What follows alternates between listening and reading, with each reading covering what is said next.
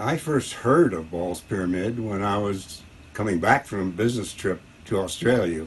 Behind me on this map, New Zealand is down at your bottom right-hand corner. We were flying out of Sydney to Los Angeles. Shortly out of Sydney, the captain called out, and Ball's Pyramid is down on your right.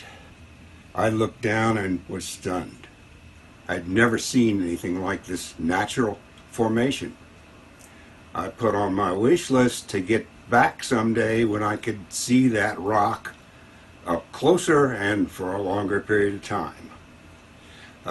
Ball's Pyramid itself is not on this map, but Lord Howe Island is, and they're right together.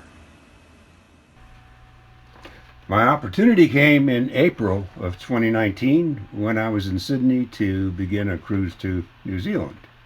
I chartered a citation jet for the 400 plus mile trip each way. What follows is the story of that trip. We're going to fly out of Sydney over to Lord Howe Island, which is the nearest airport to Ball's Pyramid.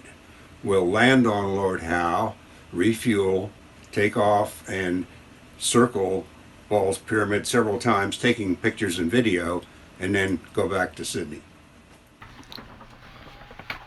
I'm in the co-pilot seat on the right there. I'm a pilot, but I would never strap this machine to my back. In the back is a photographer taking this shot and most of the video and stills that follow. This is the skyline of Sydney in the rain.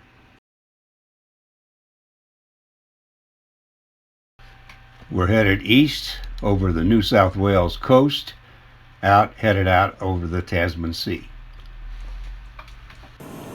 400 miles later, we're approaching Lord Howe Island, which is about 1/3 of the way to New Zealand. Like most islands in the Pacific, it's volcanic. There's room for a one runway airport, which we are landing on right now. The pilot greases it on.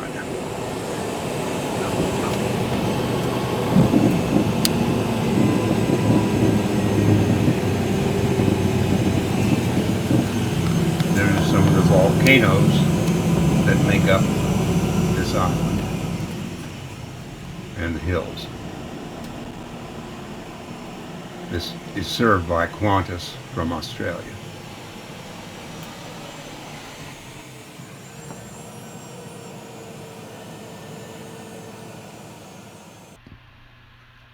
This is the Lord Howe Airport Terminal. It's not much bigger than your house. More volcanoes as we're taking off, having refueled here. Refueled, we're leaving Lord Howe Island, headed for Ball's Pyramid. Lord Howe Island and Ball's Pyramid are both above water portions of the submerged continent of Zealandia.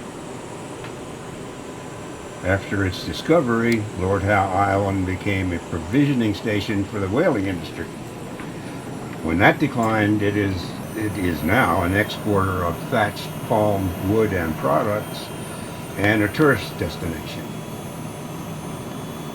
Fewer than 400 people live here, and the number of tourists is limited to 400 people at any given time.